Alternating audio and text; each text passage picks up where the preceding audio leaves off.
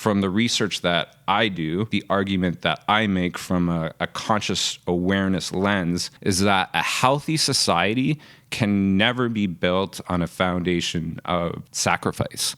I think a healthy society can only be built on a foundation of self-love, consciousness, communication, morality, justice, self-love. Welcome to the Conscious Economics Podcast. I'm your host, Rhiannon Roseland. I'm a serial entrepreneur and social innovator. I like to gather people from all different walks to talk about what I call the conscious economy. I believe that we can create a more equitable system, one that honors the well-being of people, the well-being of the planet, the well-being of business, and includes art and creativity.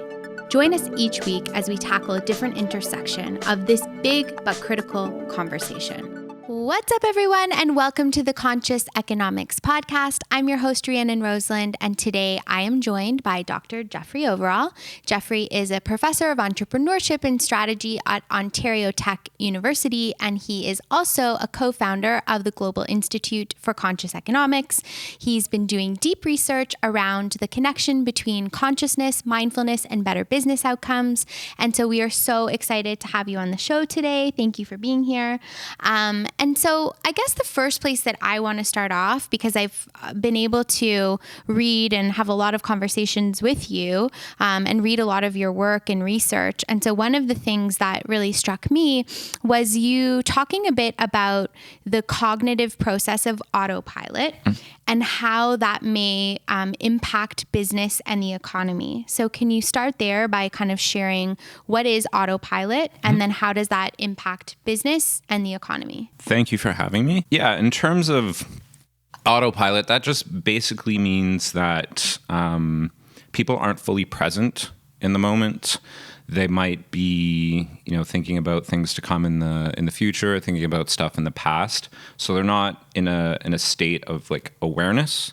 So it's like that default mode kind of. Where you're kind of just like walking around, just doing the motions. You're not overly thinking about what you're doing on a like per task basis. You're kind of just going through the motions and you're not, aware of your surroundings, yourself, your emotions, the context around you and these types of things. So you're just lacking self-awareness. So in terms of how that functions in the economy, some of the issues that can arise from people that are operating at an autopilot level is that they can often behave unethically. When that happens, some of the research that I've done is that there's three things that happen. The first thing is because they're in a state of autopilot and they're not aware of what's happening in their situation is that when they're presented with like an ethical dilemma or an ethical problem or something to that effect, is that they're in a place of lacking awareness, is that they don't recognize that they're even experiencing an ethical problem. So they fully just don't see it as an ethical problem. They see it as something else, see it as a business problem or something to that effect. So what the research says is if you don't even recognize that you're encountering an ethical problem, you're more likely to behave unethically. That's just typically how that works. So let me just kind of unpack that a little bit with you or understand that a little bit more. So obviously we all understand what it means when we're kind of distracted and we may not be paying attention to what's in front of us. But I think there's this deeper autopilot that you're talking about where you're kind of going through the motions of your life. You wake up every day, you're maybe taking care of your family, you're going to your job, but you're not really thinking about the deeper influence of your life and your choices on the world around you. Maybe in a business setting, you're at work and you're feeling like you just have to do whatever is being told or asked of you. And you never once kind of wake up out of that to say, but maybe I don't believe in this or this isn't aligned with my values, therefore I'm not doing that. Is that kind of what you're so basically saying? You're very much more impacted by the situation, like the context that is presented. So if the ethical problem is something at work and it's, potentially as a challenge to you personally, the thing that's going to have the greater weight is the impact that it's going to have on you.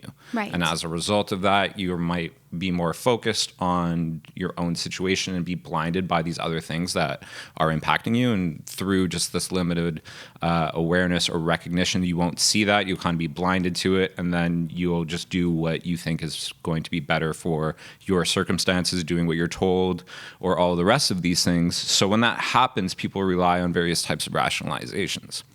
So what that looks like is people will say, I'm just doing what I'm told, or I had no choice, like, I'm doing my job, or these types of things. Or you might just say, I'm not hurting anybody, and there's no victim, or there's no injury, and these types of things. So that typically happens. They just use these various forms of rationalization. And the third thing, so when you go through that lack of recognition, lack of awareness, rationalization, then you actually judge your behavior as ethical.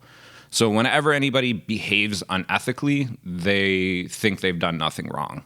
And this is just like a human maybe not every time, but a lot of, for the most part, is that, they'll use these rationalization techniques to try to like ease the guilt and the shame, because at some conscious or subconscious level, what you've done. So people will use these rationalizations that'll kind of just, tame the feeling of guilt or shame or anything like that. And whatever residual guilt and shame that's left, people will address that through various forms of like escapism. Like they'll overconsume, overeat, overdrink, cram emotional consumption to keep those kind of emotions at bay, and then just fully get rid of whatever residual guilt and shame's left over from that initial sort of act. And obviously in our world today, we see this expressed. So we see people really dealing with numbing behaviors, whether it be like numbing on your phone or numbing with a substance. And when we're talking about this idea of how this trickles into business, we do see a lot of really unethical things that are happening, and in the name of business or in the name of, ensuring that the shareholder gets their value. And so you're saying that a lot of business leaders and a lot of people that are maybe making some of these decisions that may not be morally aligned are on this sort of autopilot, and then they're using these rationalizations as to why they're doing it. Like, it's my job, I was hired to do this. And is there like some blatant examples you can use of just like sheer like unethical behavior that was rationalized? Yeah, usually. I mean, just that process that I explained is just what happens when an individual human kind of goes through that process. So like any site types of... You had like a car one or something, I remember. Oh, yeah. The Ford Pinto situation. So in that particular case, there was a professor who became afterwards, at his time at Ford, became a business ethics professor. So, and he worked at Ford during this Ford Pinto crisis, which was, the issue is that there was a design flaw in the vehicle that would cause it to like rupture and explode on low impact. So, and this happened in the 1970s. So when that happened, there was a recall coordinator, this professor, and he was in the room with all these people, and they're like, should we recall this thing? It's like killing people and it's horribly maiming people. And then they looked at the value of, what would it cost to recall the thing? What would it cost per, human life, basically? So they did an equation. The recall was more expensive, so they would just pay out lawsuits and allow this thing to occur. And what happened through that process is that the organization gave them like decision-making manuals. So any type of decision that they had to encounter, they would just go to this decision-making manual, which just automatically put them in a state of autopilot. Like, I don't have to think. This manual thinks for me. So according to the manual, this is what they were told to do, and then this was the situation. So this professor of business ethics afterwards said that, before he worked at Ford, he was like, I would have had an ethical obligation to recall.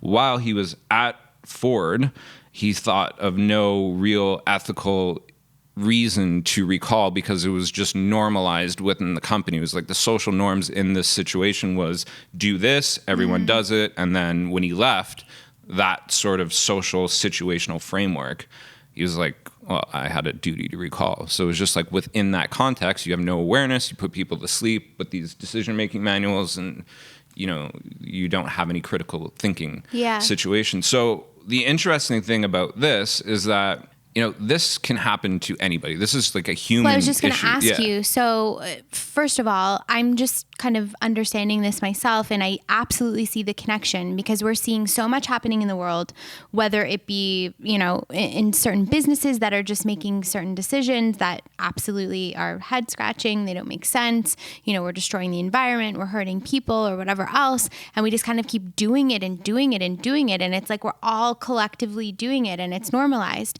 Even the numbing's normalized. Like, well, we all binge drink on the weekend or we all do whatever. And then because everyone's doing it, it seems like it's okay or it's the right thing to do. And I think that is part of trying to build this more conscious economy or bring more insight into these things, is that the first thing we have to do is kind of bring that awareness. Just because everybody's doing it, just because this is the way it's been done, doesn't mean that it's the right way or that it's the most beneficial way. So I think that's really interesting. But my next question is, when you're doing this research, is it business leaders that tend to be more unethical than the average citizen, or like what does the research show there? So, yeah, I mean, this is a human issue. There's no difference between a human being that is a business person or a human being that does some sort of other occupation. So what the research has showed is that business people are no more unethical than the average person. With some of the research that I did is I controlled for deviant personality types. So narcissism is one of them. Machiavellianism, which is just a form of deceit, manipulation, exploitation. Machiavelli was a 15th century political advisor, and then his work has been used for business strategy and a lot of different things, and people kind of fall on a spectrum if they're high Machiavellian or versus low Machiavellian. So business which means what again? Sorry, so if you're a high Machiavellian person, you're more likely to behave unethically. You're more likely to exploit and manipulate people, and you'll be able to rationalize that. So your research controlled for that? I controlled for that. So I took that into account, and then I compared the people that were Machiavellian versus not Machiavellian, and there was no difference between business people and the average person. Like the average person could be just as Machiavellian as the business person. So there's no real difference. So the issue kind of resides in that But there's more power that you hold in a position of power. For as sure. Opposed to... And then that's the other thing as well, is business leaders and politicians tend to have, depending on, what role that they play in an organization, is that they could have a greater impact on the masses based on their behavior. Okay, so that's interesting. So now kind of taking that and coming into our current dynamic that we're in right now, where we're in this particular economic system, especially in the West, that seems to have gone in a very unethical way. We're seeing just mass devastation to the planet. We're seeing, labor rights and human rights being violated, all in the name of business to some regard. And one of the things that I found really interesting, obviously in talking to you as, a professor who studies these things, and then comparing that to what I understand based more on, I guess, this pop psychology. So there's pop psychology, which essentially means that we're continuously in the popular culture being exposed to certain definitions of things, and then we assume or we all accept that those things are true, even if they're not. And so I think this is what's happened in terms of understanding or identifying this current economic system with the philosophical root of what capitalism was intended for, and then how it's expressed now. Would you say that that's true? And what is that? Yeah. So with what I just said about, talking about more or less trying to explain that this is like a human issue. This is like a human flaw. Like the unconscious mind is a human issue. It's not an economic system issue. So if you take that human and you put it in a communist economic system, you're going to get unethical behavior. Put that person in a socialist economic system, you're going to get unethical behavior. If you put that person in a capitalist economic system, you're going to get instances of unethical behavior as a result of just this is a flawed situation. So in terms of capitalism and what So we can't blame any particular system, just like in politics, no matter what, political stripe, you're still going to get some unethical behavior and some that's good. If the arena is set up for that, you're going to have it. Yeah. And our arena as it's set up now, it doesn't really matter. A human is a human and they're going to do whatever it is. As a result of it. The connection that you're making is that this unethical behavior that permeates all systems and all things, the only way that we can really address that is by addressing the unconsciousness or autopilot that allows us not to actually tap into our higher purpose, our higher ideals. And so this is just like perpetuating itself because we're basically asleep to it. So we can blame all of the outside things, but in the end, it's sort of happening from within. Yeah, you got to look in the mirror and recognize your own sort of context. And then in terms of, the capitalism debate is that there's a lot of misconceptions that are thrust upon capitalism. I mean, in the basis of it, capitalism is an economic system. And it's an economic system that's based on just textbook definition is a free market, and there's a complete separation of state from the economy. So there's no government involved in a capitalist economic system as it is defined. That's the philosophical definition. That's more the economic definition. And then there's a philosophical definition. You got to kind of look back and say, okay, well, what's the foundational root of that? What is that built on? And every sort of, framework that we have in our society is built on some foundation. You got to go down to what is the philosophical root of that situation? Yeah. So you're defining that in its economic definition, in its philosophical root, which is based on a free market with no state intervention whatsoever, which really have we seen that ever anywhere? Like, does that exist anywhere? No. There's never been a full, complete, laissez-faire capitalist system because, when you go through history, there was mercantilism, which was basically, the crown was the head of the state, and then they controlled the marketplace, and then, that's transferred into governments and elected assemblies and different things like that. But the philosophical root of what capitalism stands on is that individuals, when we go back to the individual level, is that individuals focus on advancing their long-term self-interest, and they're doing this using morality, justice, and not harming other people or sacrificing other people. So that is really going down to the bottom of that's the root. Okay. And then you build on that. So that's the foundation of what capitalism is supposed to be about. So I recall there is obviously a Nobel Prize winning economist named Muhammad Yunus, and most people will remember him as the founder of the Grameen Bank in Bangladesh, which was the start.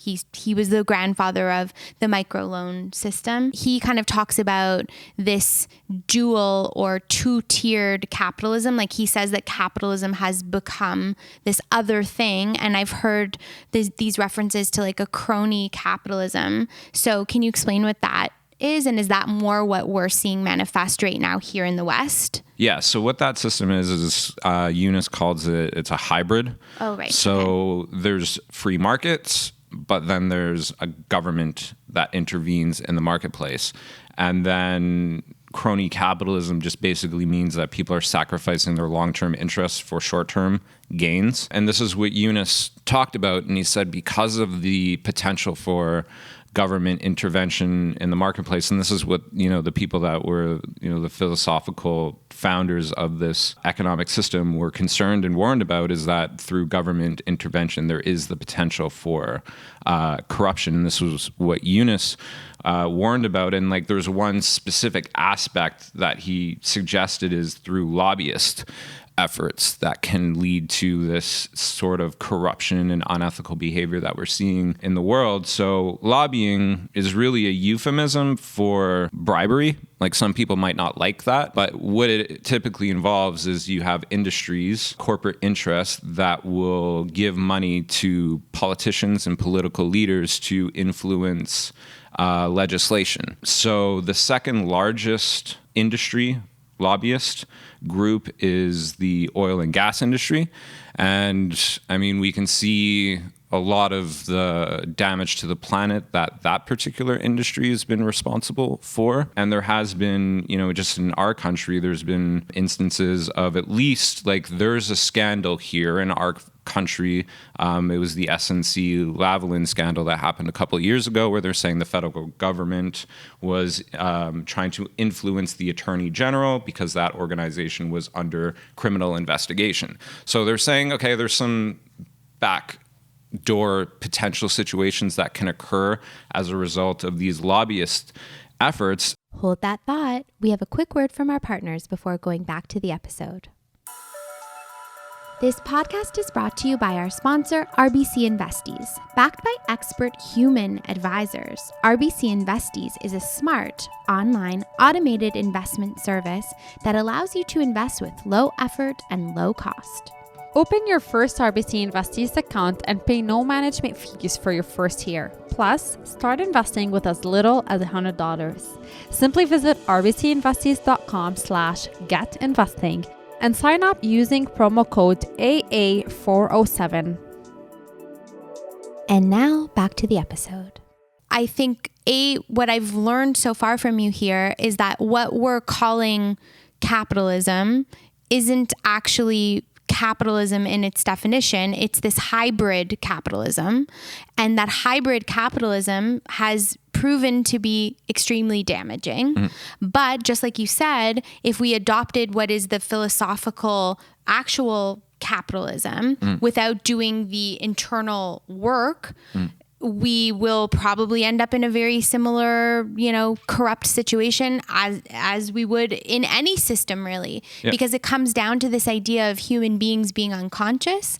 And so now I know you study consciousness and you're looking at business and economic systems through that lens. What do you actually define as someone's long-term interest? Because I think it's going to be very different than what an unconscious definition is. Because an unconscious definition, I'll tell you, when I hear I'm out for my own long-term interests and values, I think of like selfishness. I think of not caring about the community or the collective, but only thinking about myself, or how I'm going to gain, like what's the one up for me. But you think about it in a really different lens, through the lens of consciousness in the way that you research. So what is that lens? Yeah. So when I initially looked at that, definition in the philosophical root of, advancing your long-term self-interest, I was thinking about it and I was like, yeah, okay, I see the merits to that. But I also see, depending on how you define long-term and the lens of that. So through the perspective of consciousness, you got to shade that in a little bit and need a little bit more details of what long-term means. Right.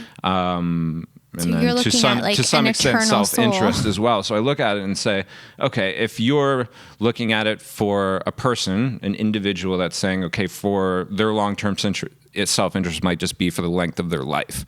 So then you could be like, okay, there might be some ways where people that are behaving in the long-term self-interest through the length of their life, you could probably squeeze in a few things that are potentially unethical. But if you put in the virtues of morality and empathy and working together and reciprocal altruism, which is a big part of rational egoism, and that philosophical root is you're doing something for somebody else, and then in turn, they're going to do something for you later on.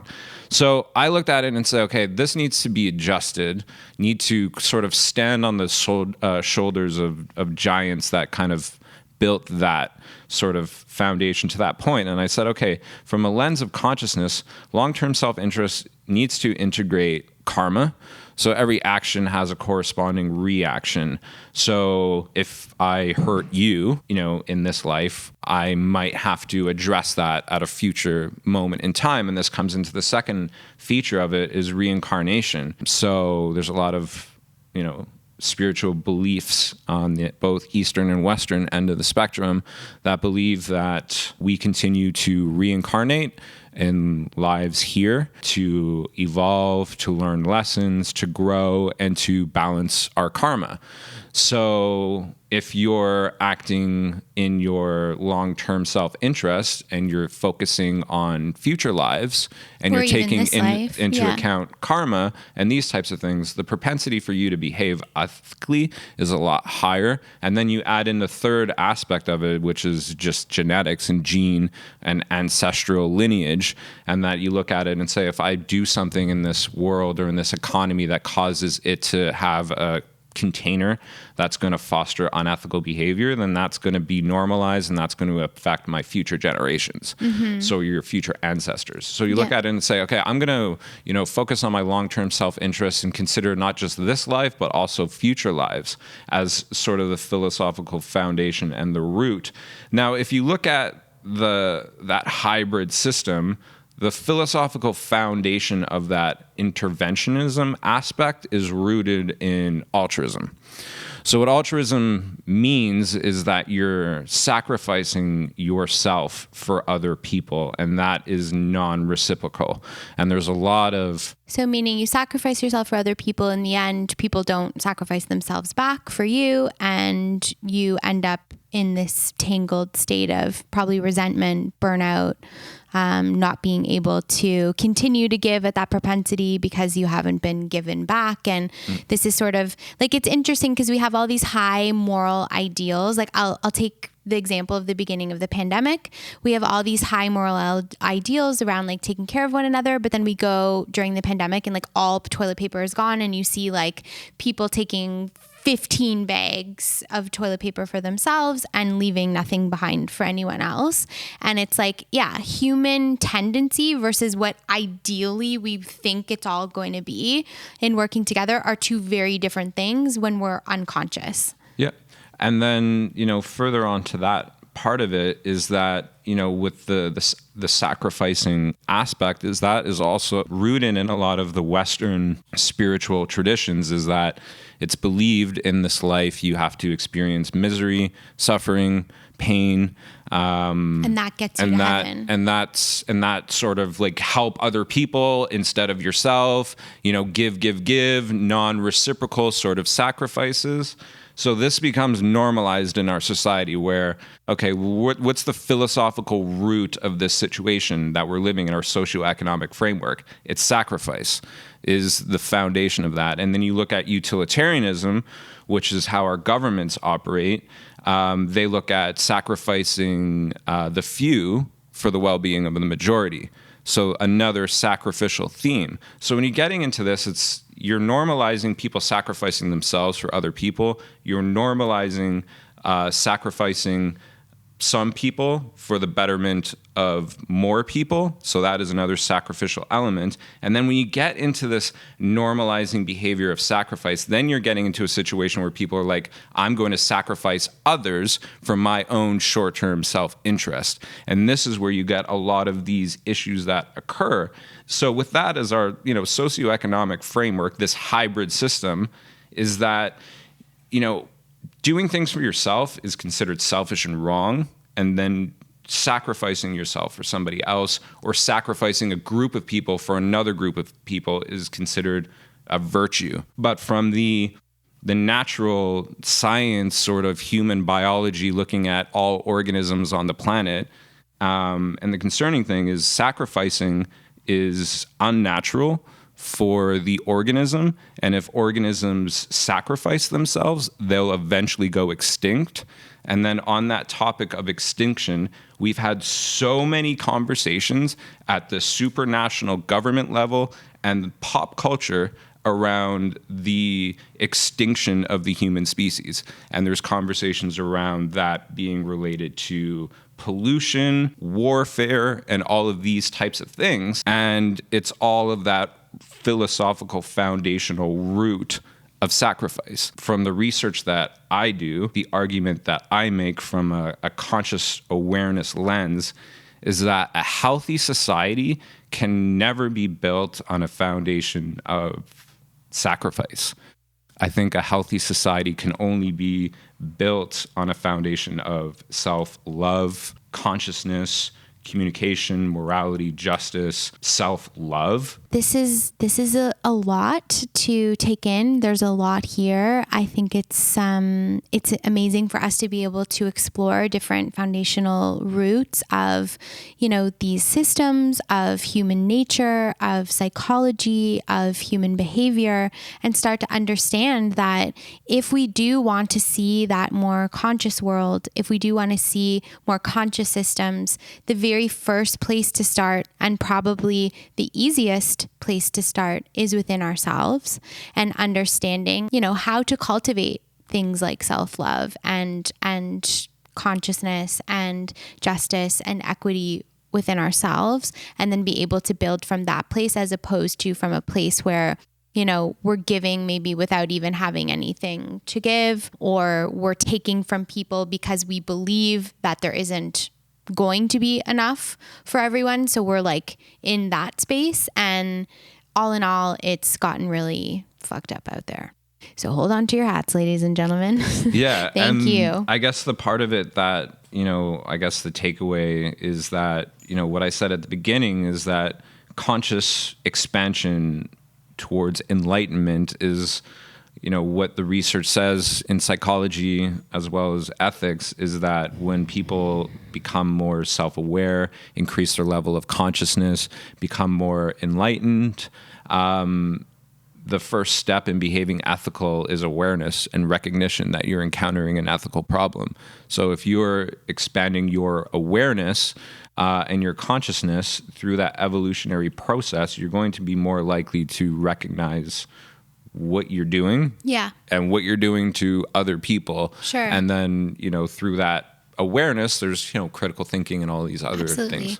And I think it is just, we can't really manage to, we've been repeating history, for so long, in terms of even when we're watching and witnessing the wars and we're witnessing the destruction and all of this stuff, it's just like this large cycle of repeating history over and over and over again.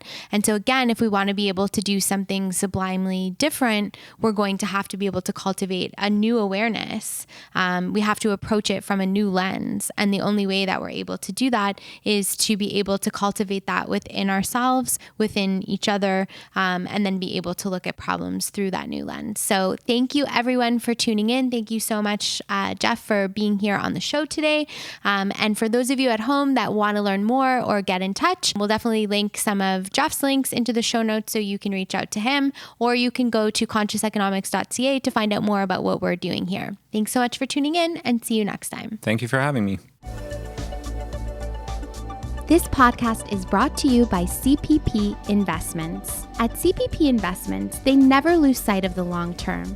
They invest the Canadian Pension Plan Fund to help provide financial security for generations of Canadians. They diversify the CPP fund across geographies and asset classes to access the best investment opportunities and generate sustainable long-term returns. The fund is now more than $400 billion. To learn more about their investment performance for Canadians, visit cppinvestments.com.